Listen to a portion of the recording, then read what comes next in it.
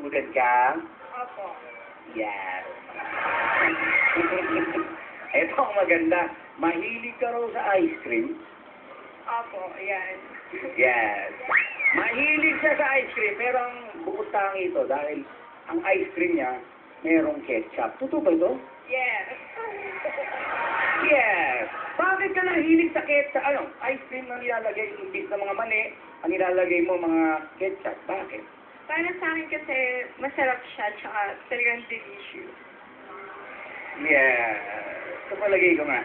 Pues, para mapatunayan natin kung talagang masarap yung ice cream na may ketchup, tawagin po natin ating waiter. Matikman nga yung ice cream na may ketchup na yan. Ha? Ayan. Okay? O, sige, eto ang ice cream mo. O, sige. Yes. Kuha ka. Eto nga yung mga kaibigan ng ketchup. Ayan. Kuha kang ketchup. Hindi, lagay mo. Ba't ko konti? Okay, sandali ha. Sandali. Kasamahan kita. Okay. Matikman nga yung yes mong to. Grabe ha. Sabay tayo ha. Eto, ikaw muna susubukan ko. Bakit ako unahin mo? Ha? Malaki masyadong alin. Kaya mo yan. Grabe. Yeah. Ito masarap ngayon. Ikaw, kumakain ka ng ice cream na may ketchup. Ito, ang kinakain ko, yung ice cream na may ketchup, pero may kamatis din. Nakatikim ka na ba na may kamatis? At titikman kita na may kamatis naman. Ayan ha. Ito ang dessert namin sa bahay.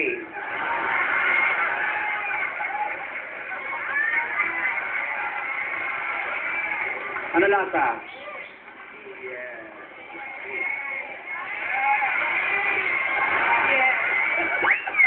Sige na ito ba? Hindi ko pa rin natitikman to, titikman ko na rin. Ha? Subukan natin ngayon. Ito ngayon, hindi ako maganda dito. Alam mo ba, mas masarap ito pag may bagoong? Meron ka bagoong? Kami? Hindi, pakuha ko yung bagoong habang papakain din natin. Bento, ayaw, kakain ko. Mandali. Tapos? Tikman mo na rin.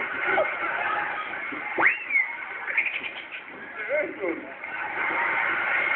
Napaka-swerte mo, wala nang bagoong. Pero, in fairness, subukan nyo. Mamaya pag-uwi nyo, okay mamaya? Yes. Alright. Ano ka to? Type niya sa mga guys ang may braces. Isa pa yan, bukod sa ice cream na may ano. Type niya yung may braces. Bakit gusto mo may braces? Para po kasi sa akin, malayo pa lang yung guy, shining, shimmering na siya.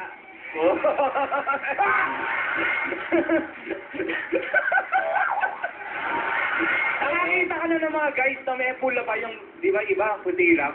May mga guys na ano, pula yung ano eh, yung mga braces. Ay nakakita ka ng guys na yun, kaya pala ang braces.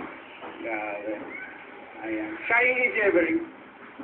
Pwede na rin. Hindi ka ba nahihirapan? Di, siyempre, hindi natin maiwasan din. Siyempre, may konting pag kumikis, mga kikis, di ba?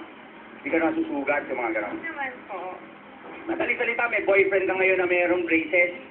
Yes. Yeah.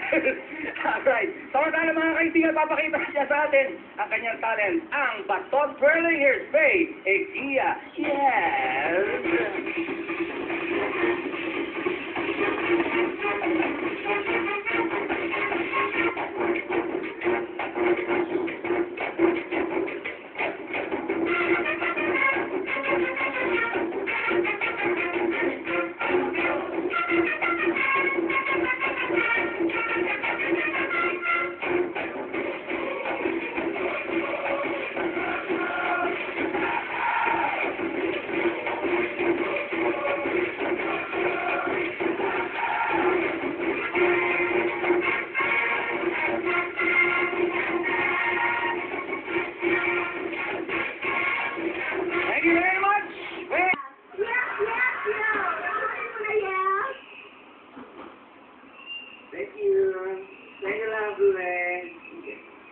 natin, ha? Buksan natin? Yes. Okay. Gusto mong ikaw na magbasa? Yes. Nasichismis na may pagkakalipto ang boyfriend mo. Malikot daw ang kamay niya. Isang araw, hindi mo makita ang cellphone mo. Pinagbintangan mo ang boyfriend mo kaya nakipag-break ka. Kinabukasan, nakita mo ang cellphone mo sa ilalim ng sila. Ano ang gagawin mo? Yeah. Anong gagawin mo? Parang ko sa akin, hihingi po ako ng tawad sa boyfriend ko at mag-super sorry po ako sa kanya. At kung hindi man niya ako magpatawad, at least nasabi ko pong sorry. Kunyari yan ang boyfriend mo. Yeah. Kunyari yan ang boyfriend mo. Bira naman, tay. Akala mo, sasabihin mo, pagbibintang mo ako kung magnanakaw ng cellphone mo.